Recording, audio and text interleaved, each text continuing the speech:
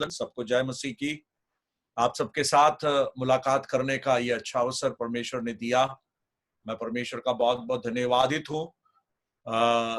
Lockdown का चौथा face आज शुरू हो गया है और हम सब जानते हैं कि यह बहुत लंबा चलेगा। हमें नहीं मालूम कब तक चलेगा, परंतु संसार भर में ये महामारी लोगों के अंदर भय उत्पन्न किया है और बहुत से लोग ये सवाल कर रहे हैं, सारे लोग, अक्सर लोग यही सवाल करते हैं कि ऐसा क्यों हो रहा है।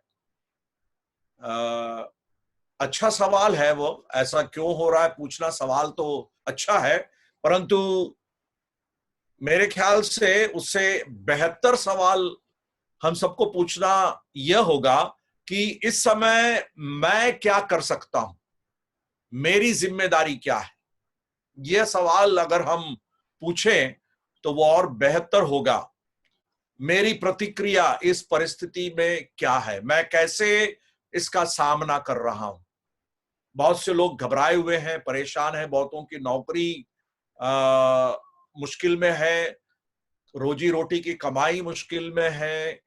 हम जानते हैं कई मजदूर लोग ने अपना जान गंवा दिया है। हमारे देश के जो अधिकारी गण हैं और राजनीतिज्ञ लोग हैं, हमारे प्रधानमंत्री जी, राष्ट्रपति जी और सांसदों के सदस्य लोग सब कोशिश कर रहे हैं कि कैसे इन सब बातों से उभरे, बाहर आए और कैसे समाधान ढूंढे। परंतु परमेश्वर नियंत्रण में है, ये हम सबके लिए एक सांत्वना की बात है। और हम जो यीशु मसीह के हैं, हम जो परमेश्वर के संतान हैं, हमारे लिए हमेशा यह सवाल अच्छा होगा पूछना कि मेरी प्रतिक्रिया क्या है, मैं कैसे इसको रिस्पॉन्ड करूं, व्हाट इज माय रिस्पॉन्स। उन बातों को ध्यान में रखते हुए आज एक छोटा सा विचार आप लोगों के सामने रखना चाहता हूं। एक नहीं, कुछ विचारों को आपके सामने रखना चाहता हूं। परमेश्वर हमारी सहायता करे और हमारे हृदयों से बात करे। एक बहुत ही परिचित भाग में से हम पढ़ेंगे, जिसे हम मरकुस रचित सुसमाचार उसके दूसरे अध्याय में पाते हैं। मरकुस रचित सुसमाचार दूसरे अध्याय में हम इस भाग को देखते हैं। वहां पर एक अद्भुत कार्य के विषय में, जो प्रभु यीशु मसीह जब इस संसार में थे उनके द्वारा की गई, उसका जिक्र है, उसका वर्णन वो कर रहे हैं। और उसमें से हम कुछ आत्मिक सच्चाइयों को मालूम करने की कोशिश करेंगे। शायद आपने ये भाग से इसके पहले संदेश सुना होगा या आपने संदेश दिया होगा। तो परमेश्वर की आत्मा हमारे हृदयों में कुछ और विचारों को दे, इस भाग के द्वारा परमेश्वर उसके लिए सहायता करे। मरकुस रचित सुसमाचार दूसरा अध्याय उसके 1 से लेकर 12 तक की आयतों को मैं शुरुआत में पढ़ूंगा। आप लोगों से विनती है, अगर बाइबल है आपके पास तो आप मेरे साथ खोलकर देख सकते हैं। मरकुस रचित सुसमाचार उसका दूसरा अध्याय 1 से लेकर 12 तक की आयतों को हम पढ़ेंगे।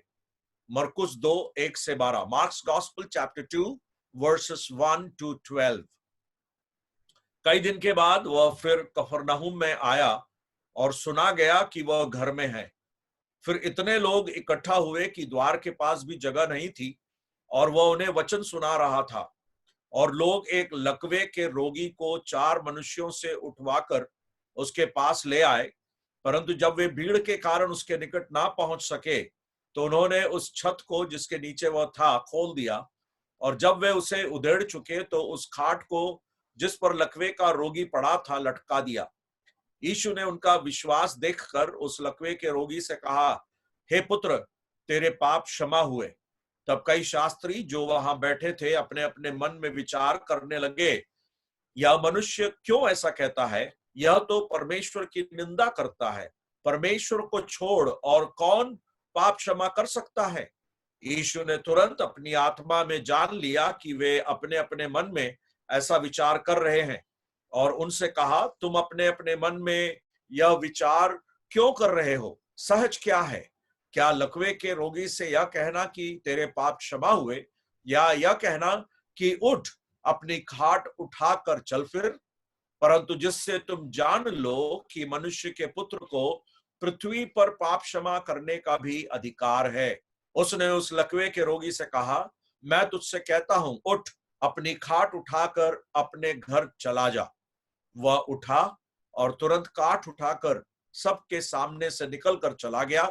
इस पर सब चकित हुए और परमेश्वर की बड़ाई करके कहने लगे, हमने ऐसा कभी नहीं देखा।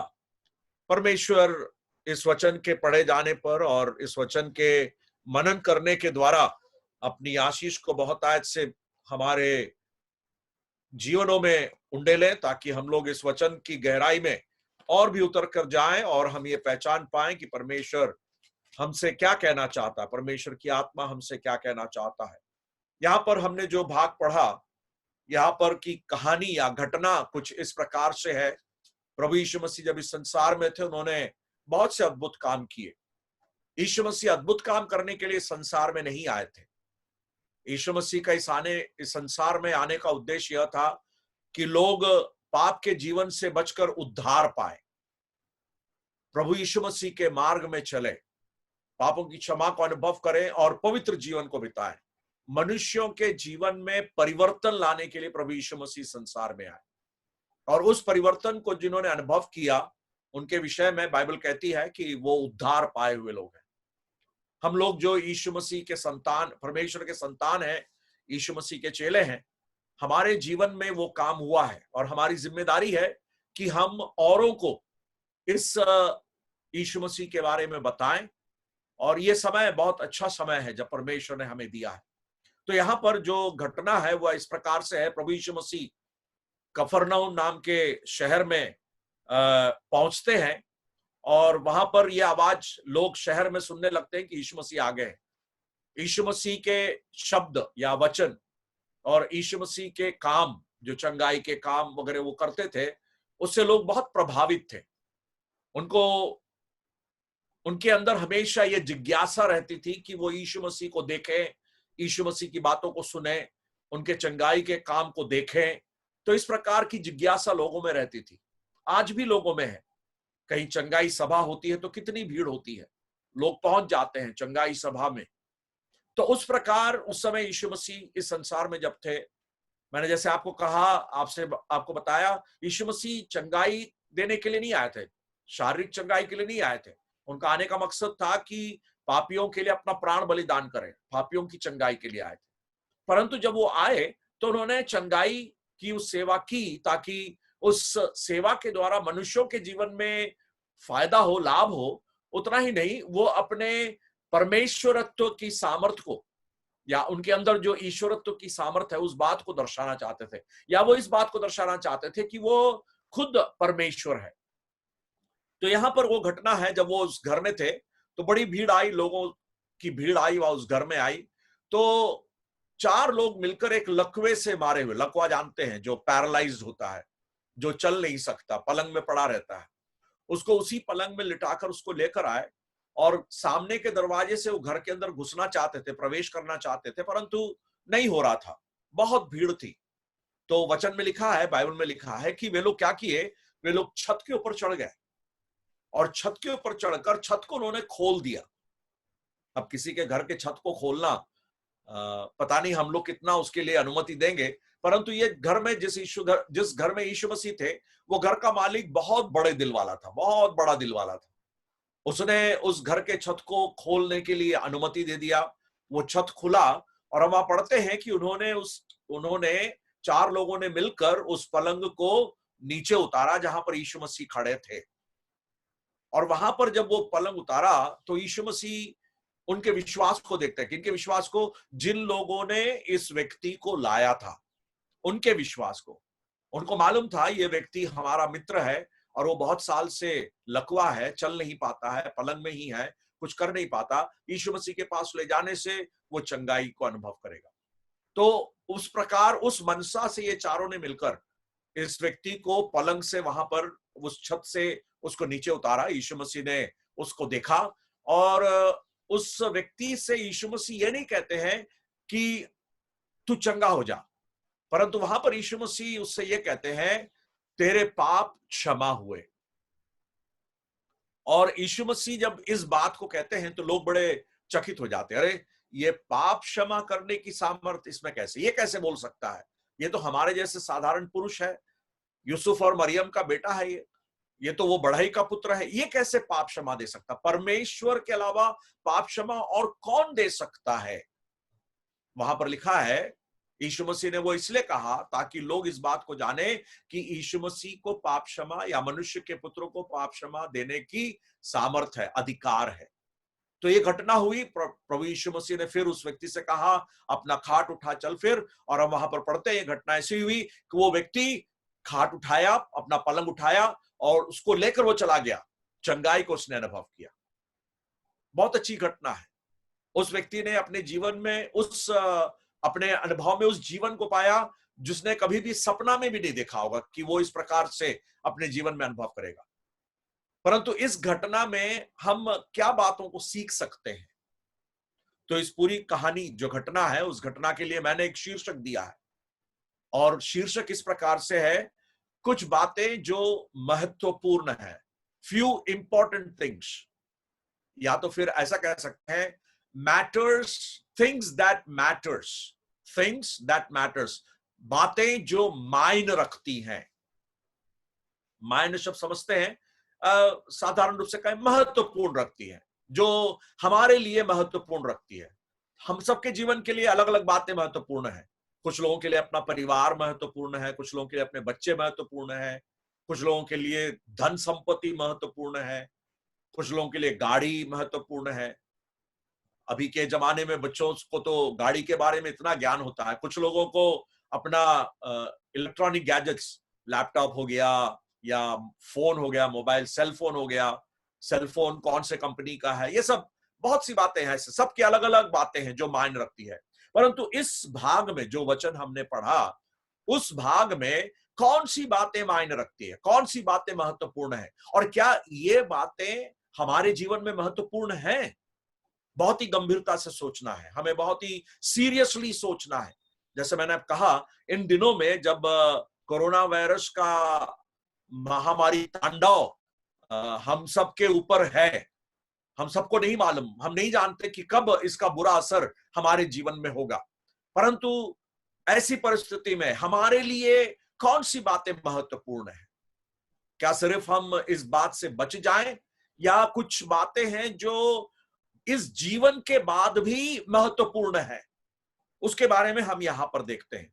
तो शुरू में देखिए, वहां पर हम पहली आयत में देखते हैं, या मरकुस रचित सुसमाचार 2 अध्याय उसकी पहली आयत, वहां पर लिखा है, यह सुना गया कि वह घर में है। इसकी पृष्ठभूमि वगैरह बोलने के लिए मेरे पास समय नहीं है, ज्यादा समय मैं लेना भी नहीं चाहता। आप लोगों का ध्यान मैं इस वचन पर चाहता हूं, तो इधर उधर भटके ना, आप लोग ध्यान से इसको सुने। यहां पर हम पढ़ते हैं, यह सुना गया कि वह घर में है, या दूसरे शब्दों में वहां पर सुना गया, अंग्रेजी में लिखा है इट वॉज नॉइस्ड। नॉइस्ड मतलब का क्या है? नॉइस्ड शब्द का मतलब क्या है? शोर मच गया। शोर मच गया। क्या शोर मच गया? शोर यह मच गया कि यीशु मसीह घर में है। आपके बाइबल है ना आपके पास? देखिए वहां लिखा है, यह सुना गया कि वह घर में है, यीशु मसीह घर में है। तो सबसे पहली बात जो मायने रखती है, जो महत्वपूर्ण है, वह यह है कि यीशु मसीह घर में है। अब सवाल मैं आपसे पूछता हूं, क्या यीशु मसीह आपके घर में है? क्या आप कह सकते हैं मेरे घर में यीशु मसीह है? अगर आपके घर में यीशु मसीह है तो क्यों है? यीशु मसीह आपके घर में रहने के कारण से क्या हो रहा है आपके घर में? या तो फिर आपके घर में यीशु मसीह है तो उसको कैसे आप प्रमाणित करते, कैसे प्रूव करते हो आप कि आपके घर में यीशु मसीह है? कैसे प्रूव करते हो?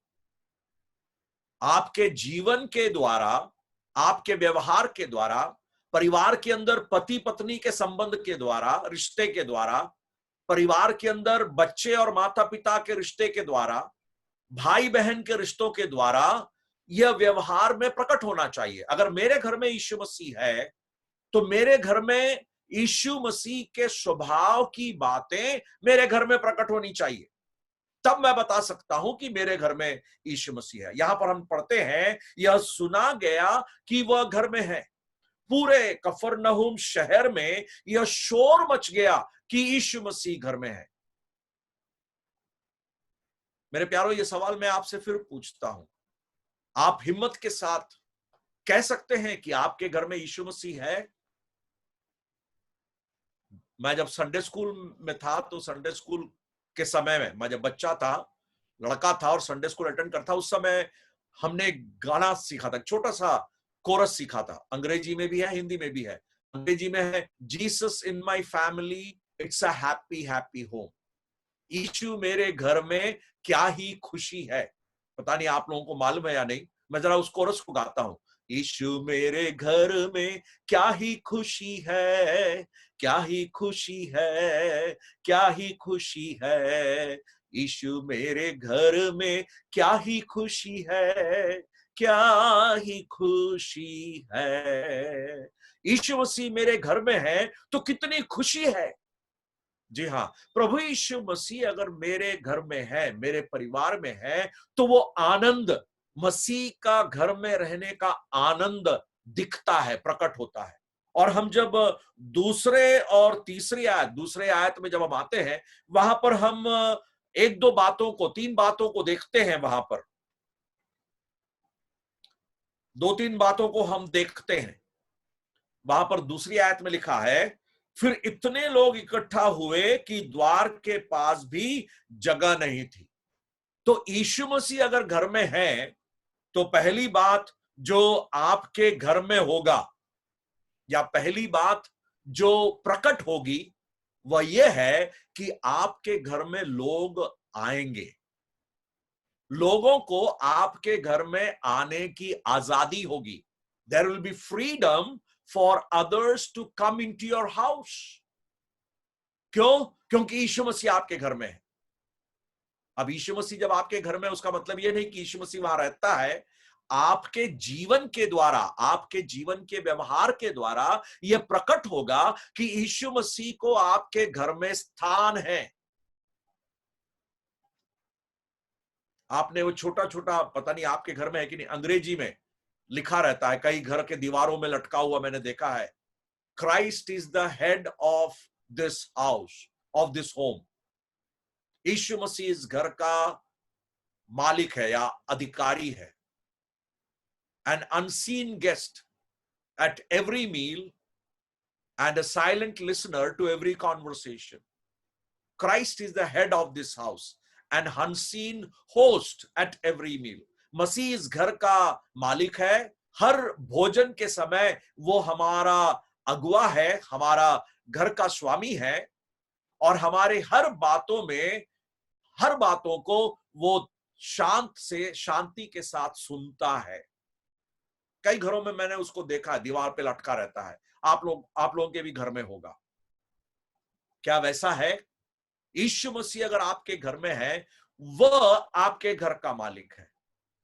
तो आपके घर में किसकी चलेगी? आपकी नहीं चलेगी, आपके घर में यीशु मसीह की चलेगी। यीशु मसीह जैसा बोलता है वैसा होगा। और वो कैसे प्रकट होगा? सबसे पहली बात, वहां पर लोग इकट्ठे हुए। इस घर में, जिस घर में यीशु मसीह था, वहां पर लोगों को आने की स्वतंत्रता थी। लोग आने लगे। मेरे प्यारों, क्या हमारे घरों में प्रभु यीशु मसीह के होने के कारण लोगों को आने की स्वतंत्रता है? लोग बड़े आराम से हमारे घर में आ सकते हैं क्या? हमारे घर में उनको आराम मिलता है, चैन मिलता है? क्या वे लोग उत्सुकता दिखाते हैं, हाँ चलो चलो हम इस घर जाएंगे क्योंकि उस घर में यीशु मसीह की उपस्थिति है? इस प्रकार क्या लोग बोल पाते हैं? हमारे घर में अगर यीशु मसीह है, तो हमारे घर में लोगों को आने की स्वतंत्रता होगी।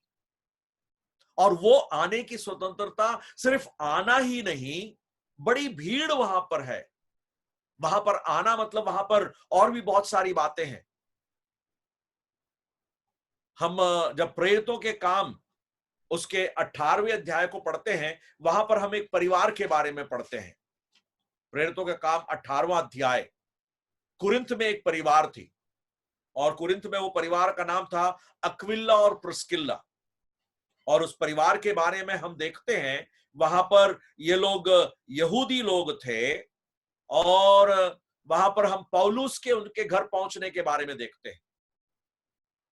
उसके तीसरे आयत में जब हम आते हैं, प्रेरितों के काम 18वां अध्याय तीसरी आयत में, वहां पर हम पढ़ते हैं उसका और उनका, मतलब पौलुस का और अक्विला और प्रिस्किल्ला का एक ही उद्यम था, इसलिए वह उनके साथ रहा। तो लोगों के हमारे घर में आना ही नहीं, लोगों के हमारे घर में रहने की स्वतंत्रता। इसका मतलब क्या है? हमारा घर दूसरों के लिए खुला रहेगा।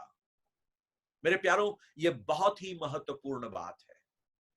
हमारे घरों में, हम जो मसीही लोग हैं, हम जो यीशु मसीह के चेले हैं, हमारे घरों में लोगों को आने की स्वतंत्रता होनी चाहिए। अभी ऐसे समय में, कोरोना वायरस का समय है, बहुत से लोग आवश्यकताओं में हैं। हम किस प्रकार उनकी आवश्यकताओं के प्रति साझा कर रहे हैं? हम क्या कर रहे हैं? हमारा हमारा प्रत्युत्तर क्या है? हमारी जिम्मेदारी क्या है? परमेश्वर की महिमा के लिए मैं आप लोगों को बताना चाहता हूं, भिलाई की कलीसिया के अंदर ऐसे परिवारों के पास, सबको तो नहीं कर सकते, सबके लिए नहीं कर सकते, परंतु जितना तक हो सके मसीही परिवारों में जो प्रभु के लोग हैं, उनके लिए आवश्यक सामग्री पहुंचाने की सेवा की जा रही है। हमारे आसपास की कलीसियाओं में भी ये काम हो रहा है। आप लोग भी उस काम को कर रहे हैं, परमेश्वर का धन्यवाद हो।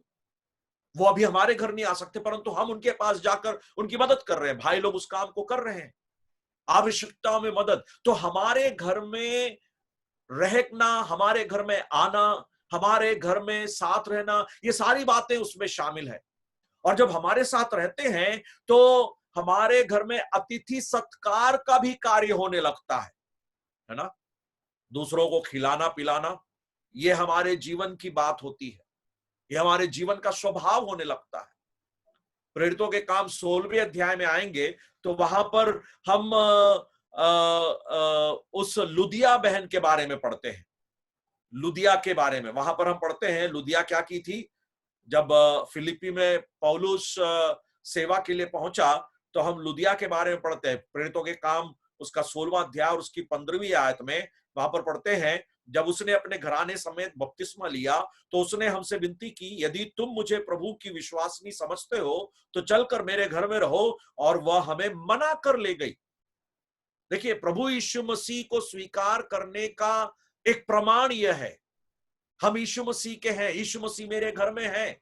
लुदिया बहन यीशु मसीह को ग्रहण की, यीशु मसीह उसके जीवन में आया, तो वो क्या करती है? वो इन भाइयों को, इन प्रियों को अपने घर लेकर जाती है। वो कहती है, यदि तुम मुझे प्रभु में विश्वासनी समझते हो तो चलकर मेरे घर में रहो। और वह हमें मना कर ले गई, जबरदस्ती। देखिए कितना बड़ा मन है। यीशु मसीह घर में है, वो कैसे सिद्ध होता है, कैसे प्रमाणित होता है?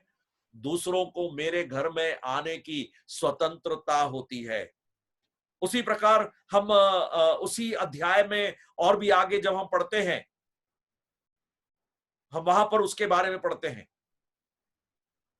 उसके 34वीं आयत को देखिए, उसी प्रेरितों के काम 16वां अध्याय उसकी 34वीं आयत, वहां पर देखिए क्या लिखा है। तब उसने उन्हें अपने घर में ले जाकर, वहां पर उस दरोगा के बारे में लिखा है, उसने भी यीशु मसीह को ग्रहण किया।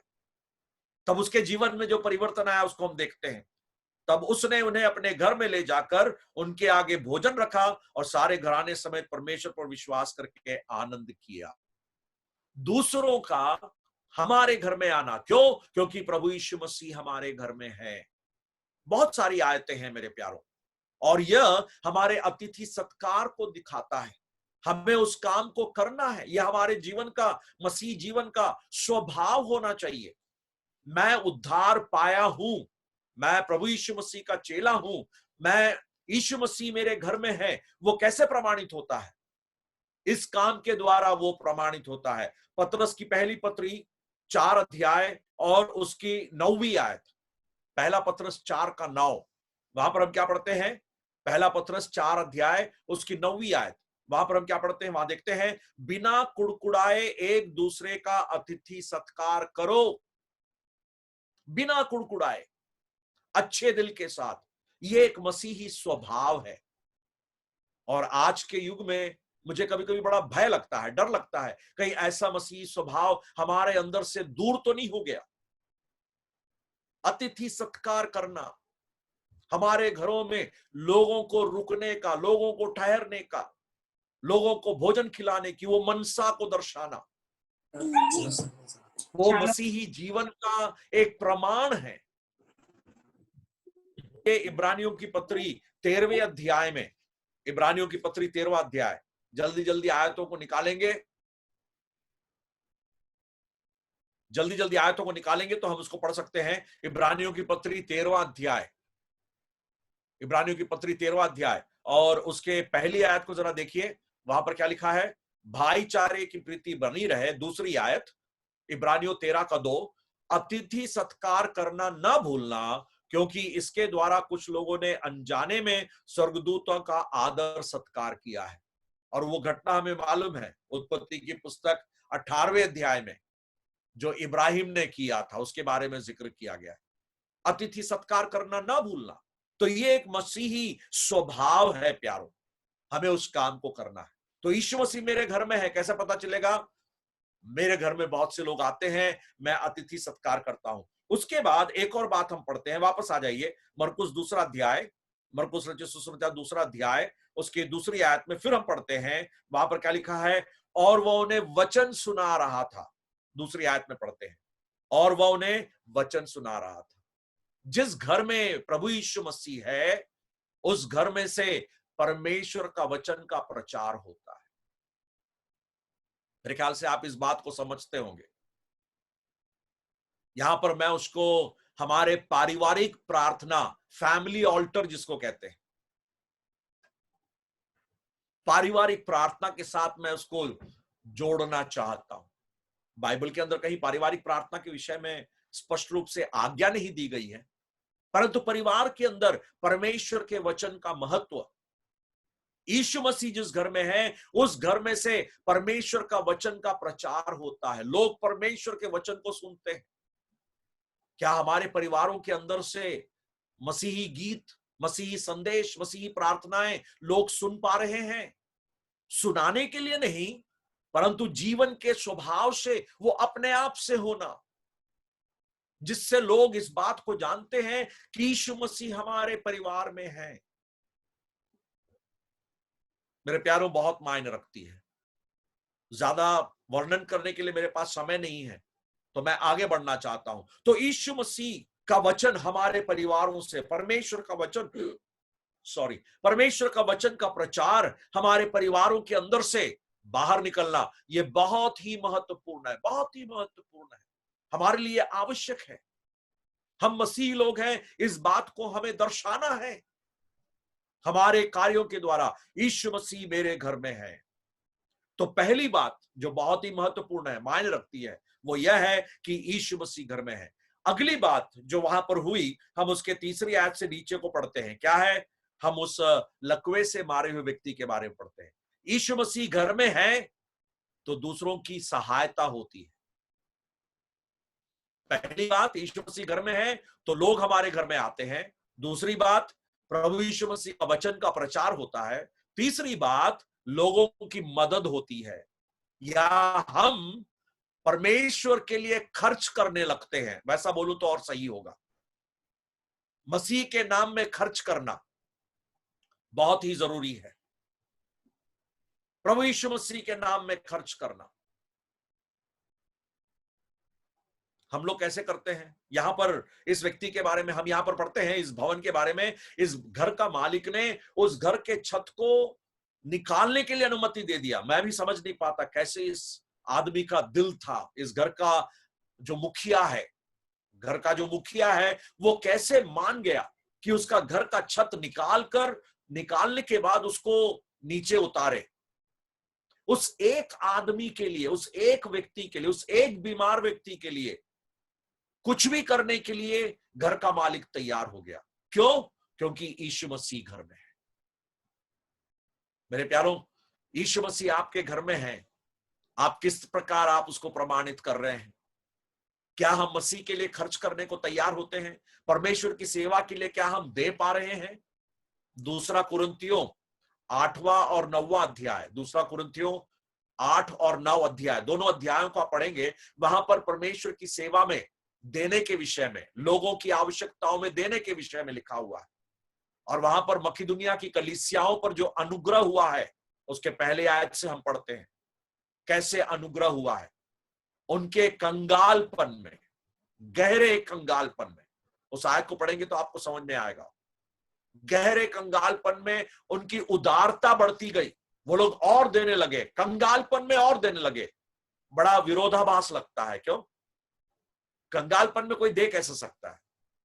मकिदुनिया की कलीसियाएं जो है वो बीपीएल कार्ड वाले थे, बिलो पॉवर्टी लाइन, गरीबी रेखा के नीचे रहने वाले लोग थे, परंतु फिर भी उनकी उदारता, उनका देने की मनसा जो है वो बहुत बढ़ गई। क्यों? क्योंकि उनके घरों में यीशु मसीह है, या यीशु मसीह था। जिस प्रकार इस परिवार में यीशु मसीह था, यीशु मसीह जिस परिवार में है, उस परिवार में हमेशा लोगों की सेवा के लिए, देने के लिए वो तैयार रहेंगे। हर्ष से देने वालों पर परमेश्वर प्रसन्न रहता है। आप लोग कैसे देते हैं? हर्ष के साथ देते हैं या जोर जबरदस्ती करने से आप दे रहे हैं? परमेश्वर की सेवा के लिए देना, परमेश्वर के कार्य के लिए देना, वो अपने में एक अलग से विषय है, तो उस विषय की ओर भी मैं जाना नहीं चाहता, परंतु ये बहुत ही मायने रखती है। तो पहली बात जो मायने रखती है, जो महत्वपूर्ण है, वो यह है कि यीशु मसीह घर में है। और अगर यीशु मसीह घर में है तो ये तीन बातें, कौन सी बातें हैं? पहला, लोग हमारे घर में आते हैं, वहां पहुनाई होता है, अतिथि सत्कार होता है। दूसरा, परमेश्वर का वचन का प्रचार होता है घर से। और तीसरा, हम मसीह के लिए खर्च करने के लिए तैयार रहते हैं। ये तीन बातें यीशु मसीह घर में है। दूसरा महत्वपूर्ण बात जो हम देखते हैं, वहां पर हम 5वीं आयत में देखते हैं। 5वीं आयत में आ जाइए, मरकुस रचित सुसमाचार 2 अध्याय और उसकी 5वीं आयत। और वहां पर लिखा है, यीशु ने उनका विश्वास देखकर, यीशु ने उनका विश्वास देखकर। तो दूसरी बात यह है, हम महत्वपूर्ण बात यह है, दूसरी बात जो मायने रखती वो यह है कि हमारा विश्वास प्रकट होना चाहिए, या हमारा विश्वास दिखना चाहिए। हम जो विश्वास कहते हैं, वो विश्वास हमारे जीवन से दिखना चाहिए, प्रकट होना चाहिए। और परमेश्वर चाहता है। विश्वास कैसे प्रकट हुआ? इन लोगों ने, जो घर का मालिक है, उसने उस विश्वास को प्रकट किया। कैसे प्रकट किया? उसने अपने घर के छत को तोड़ने के लिए अनुमति दे दिया। और फिर विश्वास कैसे प्रकट हुआ? वो 4 लोग जो इस लकवे से मारे हुए व्यक्ति को छत से नीचे उतारते यीशु के पास लाते हैं। कुछ भी मेहनत करना क्यों ना पड़े, उसको पहुंचाना है यीशु मसीह के पास। दूसरों को यीशु मसीह के पास पहुंचाने के लिए हम कितना मेहनत कर रहे हैं? कुछ मेहनत कर रहे हैं? किसी को अभी तक यीशु मसीह के पास पहुंचा पाए हैं?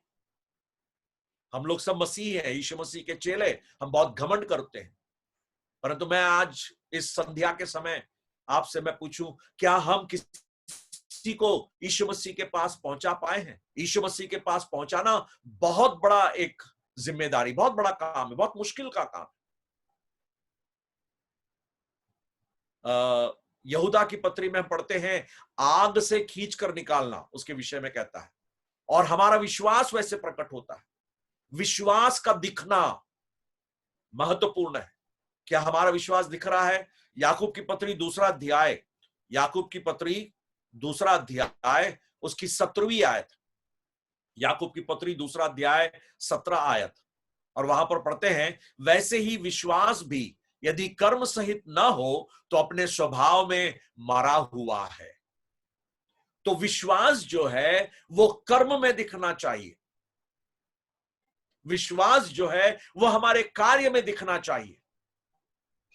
अगर विश्वास में कर्म नहीं है तो वो विश्वास मरा हुआ विश्वास है। हम यीशु मसीह पर विश्वास करते हैं, बोलने से नहीं होगा, परंतु हमारे कार्य में दिखना चाहिए। उस मरकुस रचित सुसमाचार दूसरे अध्याय में वो उनके कार्य में दिखा। मैं जैसे बार बार बता रहा हूं, उस पुरुष ने, उस घर के मालिक ने अपने घर के द्वार को खोल के रखा कि बहुत लोग उसके घर में आए। उसने अपने छत को उधेड़ने के लिए, खुलने के लिए अनुमति दिया, ताकि वो लोग वो लकवे से मारा हुआ व्यक्ति नीचे उतारा जाए। वो 4 लोगों ने अपने विश्वास को प्रकट किया, उस लकवे से मारे हुए व्यक्ति को यीशु के पास उतारा, विश्वास के साथ वो लोग लेकर आए। तो ये विश्वास जो है हमारे काम में प्रकट होना चाहिए। संसार में बहुत सारे लोग हैं जो अपने आप को मसीही कहते हैं, रविवार को आराधना में जाएंगे, बाइबल पढ़ेंगे, प्रार्थना करेंगे, यीशु मसीह की प्रार्थना बोलते हैं, हमारे स्वर्ग पिता तू जो स्वर्ग में है, तेरा नाम पवित्र माना जाए। ये सब करते हैं, परंतु जीवन में कुछ नहीं दिखता। दुख की बात है, दुख से मैं कहता हूं, कई ऐसे मसीही लोग नाम से मसीही हैं, उनके लिए रास्ता जो है चौड़ाई कम रहता है। समझ रहे हैं ना? रोड की चौड़ाई कम है, ऐसे चलने लगते, एक किनारे से चलते दूसरे किनारे, और चलते चलते कभी कभी कहां गिरते हैं, सीधा नाली के अंदर पड़े हुए वहां पर। समझ गए होंगे आप लोग कौन है? नाम से क्रिश्चियन, सब लोग बोले कौन से चर्च में? आप फलाने चर्च में जाते हैं, परंतु कोई विश्वास का कुछ काम दिख रहा है? अरे विश्वास ही नहीं किया तो क्या दिखेगा? परमेश्वर की वाणी को जो आप सुन रहे हैं, आपके जीवन में वैसा तो नहीं है कहीं। रोज बाइबल पढ़ते होंगे, रोज प्रार्थना करते होंगे, परंतु विश्वास का जीवन प्रकट नहीं हो रहा है, कर्म में नहीं दिख रहा है। और याकूब कहता है कि विश्वास भी यदि कर्म सहित ना हो, विश्वास कर्म में, तो अपने स्वभाव में मरा हुआ है। विश्वास को कर्म में दिखाएं, अपने काम में दिखाएं, और यह बहुत ही महत्वपूर्ण है। विश्वास कैसे आता है? विश्वास सुनने से आता है ना? रोमियो की पत्री 10वें अध्याय में हम पढ़ते हैं, रोमियो की पत्री 10वां अध्याय उसके 17वीं आयत में सब हम पढ़ते हैं, विश्वास सुनने से। क्या सुनने से? परमेश्वर के वचन के सुनने से विश्वास आता है। तो परमेश्वर की वाणी जब सुनते हैं तो वो विश्वास आता है। विश्वास किस पर? प्रभु यीशु मसीह पर। और वो विश्वास क्या है, कैसा है, उसके बारे में मैं आगे बताने जा रहा हूं। उसके बाद हम देखते हैं तीसरी बात को, हम देखें, मैं जल्दी जल्दी आगे बढ़ रहा हूं क्योंकि समय नहीं है। तीसरी बात जो मायने रखती, महत्वपूर्ण है, उसके वापस आ जाइए मरकुस रचित सुसमाचार दूसरा अध्याय और उसके 10वीं आयत में देखेंगे। उसकी 10वीं आयत देखिए क्या लिखा है वहां पर। 10वीं आयत मरकुस 2:10 यहां पर लिखा है, परंतु जिससे तुम जान लो कि मनुष्य के पुत्र को पृथ्वी पर पाप क्षमा करने का भी अधिकार है। मनुष्य के पुत्र को पृथ्वी पर भी पाप क्षमा करने का अधिकार है। तो तीसरी बात जो महत्वपूर्ण है या जो मायने रखती है, वो यह है कि यीशु मसीह पापों की क्षमा दे सकता है। और इसलिए यीशु मसीह ने उस लकवे से मारे हुए व्यक्ति से पहले क्या कहा? तेरे पाप क्षमा हुए। पाप क्षमा कौन दे सकता है? पाप क्षमा केवल यीशु मसीह ही दे सकता है, या पाप क्षमा केवल परमेश्वर ही दे सकता है। क्यों परमेश्वर? क्योंकि मनुष्य ने परमेश्वर के विरुद्ध पाप किया है। अगर मैंने आपके विरुद्ध पाप किया, मैंने आपके विरुद्ध गलती की, तो मुझे आपके पास आकर क्षमा मांगना चाहिए। मैं किसी और के पास जाकर माफी मांगू, क्षमा मांगू, तो माफी नहीं होती है। आपके विरुद्ध मैंने गलती किया, पाप किया, तो मुझे आपके पास आकर मुझे माफी मांगनी है। मेरे प्यारों, मैं और आप, हम लोगों ने परमेश्वर के विरुद्ध पाप किया। जन्म से पाप के स्वभाव को लेकर इस संसार में आए। कुछ लोग सोचते हैं मसीही परिवार में जन्म ले लिए तो हम मसीही हो गए हमेशा के लिए। नहीं नहीं, कभी नहीं। नाम से कभी कोई मसीही नहीं बनता। यीशु मसीह पर व्यक्तिगत विश्वास, पाप की क्षमा को अनुभव करना। और यीशु मसीह इसलिए संसार में आए। भजन संहिता 51 और उसके 5 में लिखा है, आपके पास बाइबल है, आप खोल कर देख सकते हैं। भजन संहिता 51 और उसका 5, वहां पर दाऊद कहता है, देख मैं अधर्म के साथ उत्पन्न हुआ और पाप में मेरी माता ने मुझे गर्भ में। तो मनुष्य, मैं और आप, हम सब पाप के स्वभाव को लेकर इस संसार में जन्म लेते हैं।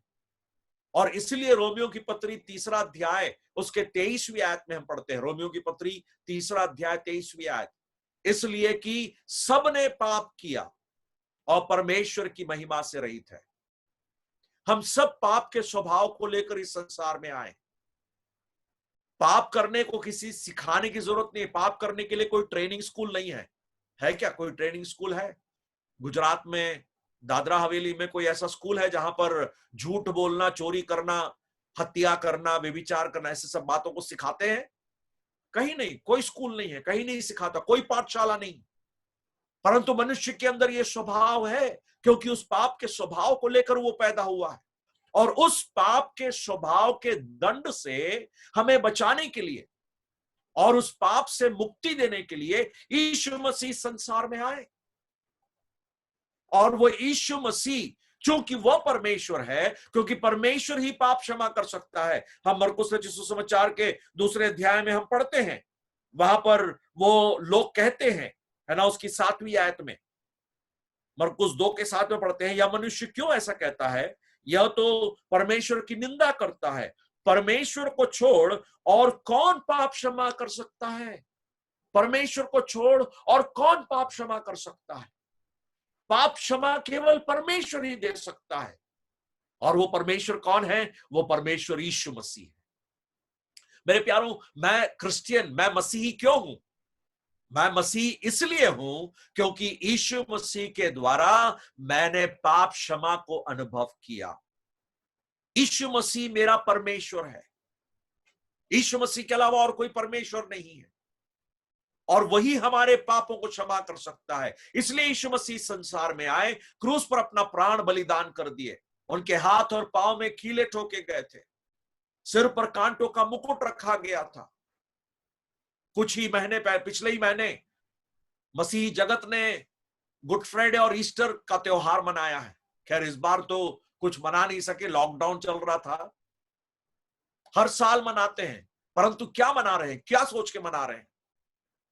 उससे कुछ होता है? स्मरण करते हैं यीशु मसीह की 7 वाणी जो क्रूस पर उन्होंने कही, उसको हम स्मरण करते हैं। परंतु क्यों? उससे आपको क्या फायदा मिला? क्या आप अपने जीवन में इस पाप क्षमा को पाया? क्या आपके घर में यीशु मसीह है? यह बहुत मायने रखती है।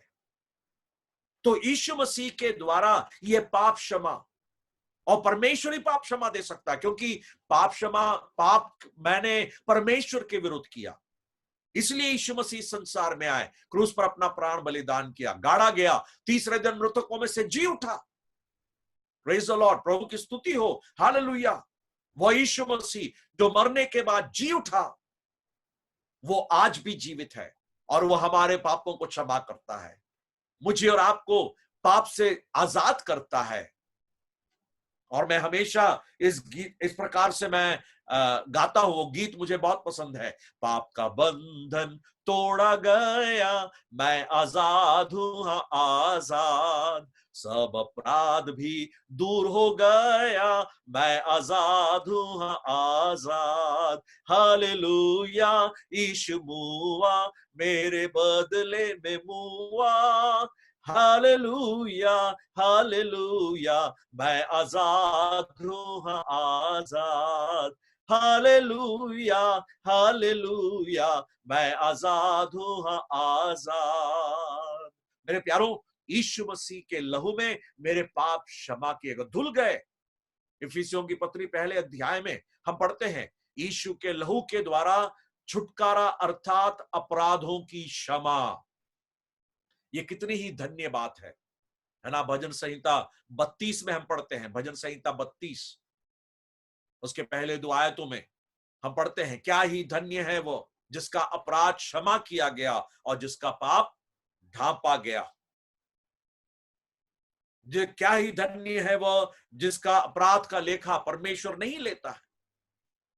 तो हमारे जीवन में यह धन्य अवस्था जहां पर हमारे पाप क्षमा किए गए हैं, जहां पर हमें मालूम है कि हमारा जो अपराध है हमारा पाप जो है वो ढांपा गया है, अपराध जो है वो क्षमा किया गया है, और हमारे पापों का लेखा परमेश्वर नहीं लेगा।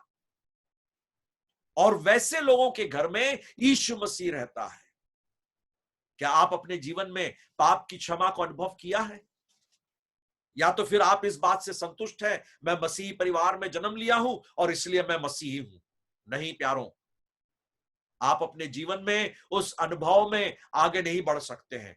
आपके घर में यीशु मसीह नहीं है जब तक आप व्यक्तिगत जीवन में यीशु मसीह को ग्रहण नहीं करते हैं, इस बात को नहीं मानते हैं, या इस बात को आपको मानना होगा कि यीशु मसीह आपके पापों के लिए मरकर जी उठा, और यीशु मसीह आपके जीवन का अधिकारी है, वो ही आपका परमेश्वर है।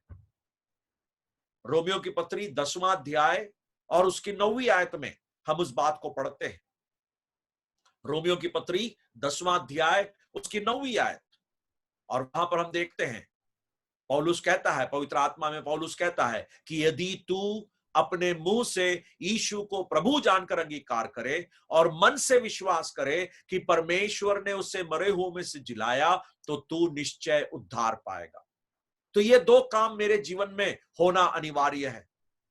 मुंह से इस बात को अंगीकार करना कि यीशु मसीह मेरे जीवन का परमेश्वर है, और कोई परमेश्वर नहीं है, और कोई ईश्वर नहीं है, मेरा प्रभु और कोई नहीं, केवल यीशु मसीह। और दूसरी बात, मन से विश्वास करना कि मेरे पापों के लिए यीशु मसीह क्रूस पर बलिदान हो गया, गाड़ा गया और जी उठा। यदि आपने अपने जीवन में इस काम को एक बार किया है अपने पूरे दिल के साथ, तो मैं निश्चित जानता हूं कि आपके जीवन में परिवर्तन आने लगा है। आप परमेश्वर के संतान हैं। यूहन्ना रचित सुसमाचार 1 अध्याय उसकी 12वीं आयत में हम पढ़ते हैं कि जितनों ने उसे ग्रहण किया, परमेश्वर ने उन्हें अपना संतान होने का अधिकार दिया, अर्थात जो उसके नाम पर विश्वास रखते हैं। तो अगर आपने यीशु मसीह को ग्रहण किया है, आप परमेश्वर के संतान हैं, और आपके घर में यीशु मसीह है, और वो स्वभाव आप अपने जीवन में दिखाते हैं। क्या है पहली बात? यीशु मसीह आपके घर में है। और अगर यीशु मसीह आपके घर में है तो 3 बातें होती है। मैंने क्या क्या कहा? सबसे पहली बात, लोग आपके घर में आएंगे, अतिथि सत्कार आपके घर में होगा। दूसरी बात, प्रभु का वचन का प्रचार आपके घर में होगा। तीसरी बात, आप प्रभु के लिए खर्च करेंगे। दूसरी महत्वपूर्ण बात हमने क्या देखा? यीशु मसीह हमारे विश्वास को देखता है, या हमारा विश्वास जो है हमारे कर्म में प्रकट होता है, और faith is seen in our work. दूसरी बात जो बहुत ही महत्वपूर्ण इंपॉर्टेंट है। तीसरी बात क्या है? इस बात को जानना कि यीशु मसीह मेरे पापों को क्षमा कर सकता है। यीशु मसीह ने मेरे पापों को क्षमा किया, यीशु मसीह मेरे पापों को क्षमा कर सकता है, उसको मैंने ग्रहण किया है, मैं परमेश्वर का संतान हो गया हूं। और भी बातें हैं, 2 बातें और हैं, मैं जल्दी से बता दूंगा। चौथी बात जो हम देखते हैं वो ये है, 8वीं आयत में यीशु ने तुरंत अपनी मरकुस रचित सुसमाचार 2 अध्याय उसकी 8वीं आयत, उस वहां पर लिखा है, यीशु ने तुरंत अपनी आत्मा में जान लिया कि वे अपने अपने मन में ऐसा विचार कर रहे हैं, और उनसे कहा, तुम अपने अपने मन में यह विचार क्यों कर रहे हो? मैं उसका ऐसा बोलना चाहता हूं, चौथी बात जो महत्वपूर्ण है, जो मायने रखती है, वो ये है कि वो हमारे विचारों को जानता है, हमारे सोचने को जानता है। हमारे विचार उससे छिपे हुए नहीं हैं, या दूसरे शब्दों में अगर मैं ऐसा कहूं, वो हमारी अवस्था को जानता है, या और भी स्पष्ट करूं, वो हमें जानता है। परमेश्वर हमें जानता है। मेरे प्यारों भाई और बहनों, परमेश्वर आज आपको जानता है। ऐसा नहीं है कि परमेश्वर आपको नहीं जानता। परमेश्वर आपको जानता है, आप क्या सोच रहे हैं वो भी वो जानता है। मुझे नहीं मालूम आप किसी बात को लेकर बेचैन है, जीवन में परेशान है, इसी कोरोना वायरस के कारण आप परेशान है जिंदगी में, आप अपने नौकरी के बारे में परेशान है, अपने सेहत के बारे में, हेल्थ के बारे में आप परेशान हैं, अपने बच्चों को लेकर आप परेशान हैं, अपने भविष्य को लेकर आप परेशान हैं। प्रभु यीशु मसीह कहते हैं, मैं तुम्हारे विचारों को जानता हूं।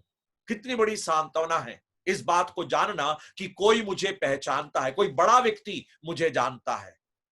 और यीशु मसीह मुझे देखकर कहता है, शालू मैं तुझे जानता हूं। आपको देखकर, आपका नाम लेकर प्रभु यीशु मसीह कह रहे हैं कि वो आपको जानता है।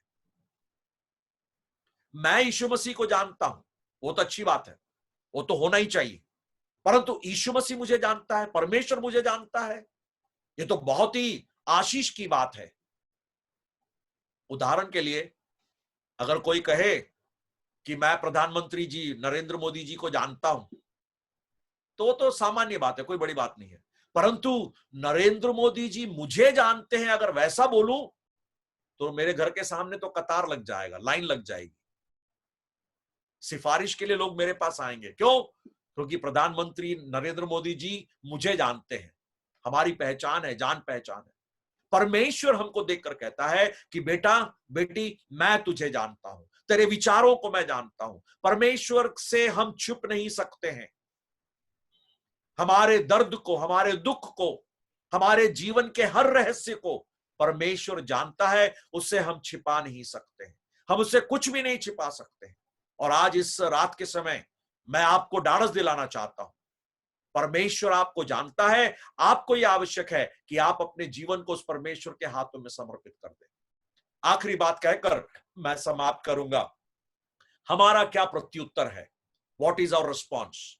हमें क्या करना है? हम जब 12वीं आयत में आते हैं, 12वीं आयत में हम 3 बातों को देखते हैं। वहां पर हम देखते हैं, वह उठा, खाट उठाया और चला गया। वहां पर 3 अलग अलग शब्दों को देखते हैं। 12वीं आयत, वह उठा, खाट उठाकर चला गया। मिला आपको? आपने देखा वहां पर मरकुस रचित सुसमाचार 2 अध्याय उसकी 12वीं आयत में 3 बातों को देखते हैं। वह उठा, खाट उठाया और चला गया। मेरे प्यारों, वहां पर 3 बातें यह है, वह उठा, वहां पर उसकी परीक्षा होती है और वो परीक्षा में विजयी होता है। उससे कहते हैं उठ जा, और वो उस परीक्षा को मान लेता है। उस परीक्षा में वो आज्ञाकारी रहता है। दूसरे शब्दों में, जब उससे कहा गया उठ, तो वो उठ गया। मुझे नहीं मालूम परमेश्वर की आज्ञा आपके लिए आज क्या है। आपसे भी वो कह रहा है, आप जो परिस्थिति है, आप जहां गिरे पड़े हैं, वहां से उठ जा। मेरे प्यारों, हमारे जीवन में समस्या यह है कि हम अपने वर्तमान की परिस्थिति को देखकर अपने भविष्य के बारे में सोचते हैं। सही बात है ना? आज की बात को देखकर हम अपने भविष्य के बारे में सोचते हैं। परंतु आपको एक बात मालूम है, परमेश्वर हमारे भविष्य को देखता है और हमारे वर्तमान के समय को वो क्रम में लाता है। God sees our future and arranges our present. और यह परमेश्वर की खासियत है। और इसलिए जब वो कुछ हमसे कहता है तो हम तुरंत उसकी बात को मान लें, हम अपनी परिस्थिति से उठ जाएं और जैसे परमेश्वर कहता है वैसे करें। दूसरी बात, खाट उठाया, या दूसरे शब्दों में हम जिम्मेदारियों को अपने जीवन में लें। बहुत से लोग जिम्मेदारी को लेना नहीं चाहते क्योंकि सरदर्द है जिम्मेदारी लेने से। कुछ लोग, अधिकारी लोग, कुछ सरकारी नौकरी करने वाले प्रमोशन नहीं लेते हैं। क्यों प्रमोशन नहीं लेते हैं? प्रमोशन ले ऊपर चढ़ेंगे तो जिम्मेदारी और बढ़ेगी, तो उससे अच्छा है जहां पर है वहीं पर रहो। जिम्मेदारी नहीं लेते। परंतु मसीह चाहता है, परमेश्वर चाहता है कि हम जिम्मेदारी ले। कहता है खाट उठा, तुझे जिम्मेदारी लेनी होगी। और तीसरी बात वो कहता है, तू चला जा, या दूसरे शब्दों में वो परमेश्वर हमें दिशा निर्देश देता है, कहां को जाना है, कहां को जाना है। आपकी अगुवाई वो करता है। तो मैं अपने शब्दों को समाप्त करता हूं। हमने कुछ महत्वपूर्ण बातों को देखा, कुछ बातें जो मायने रखती हैं, उसको जरा दोहराऊं। सबसे पहली बात, क्या बातें मायने रखती है? पहली बात, यीशु मसीह घर में है। सवाल आपसे यह है, क्या आपके घर में, आपके जीवन में यीशु मसीह है? अगर यीशु मसीह आपके घर में है तो 3 बातें दिखनी चाहिए। ये 3 बातें दिखनी चाहिए। पहला, आपके घर में लोगों को आने की आजादी होनी चाहिए। दूसरा, आपके घर में परमेश्वर का वचन का प्रचार होना चाहिए। तीसरा, परमेश्वर के लिए आप खर्च करने को तैयार हो जाना चाहिए। ये 3 बातें यीशु मसीह घर में है।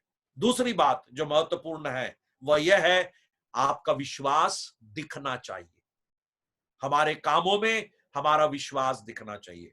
तीसरी बात, हमें यह जानना है कि यीशु मसीह मेरे पापों को क्षमा कर सकता है। मैं आपसे यह सवाल फिर पूछता हूं, क्या आपके पाप क्षमा हुए हैं? क्या आपने यीशु मसीह को अपना उद्धारकर्ता और प्रभु ग्रहण किया है?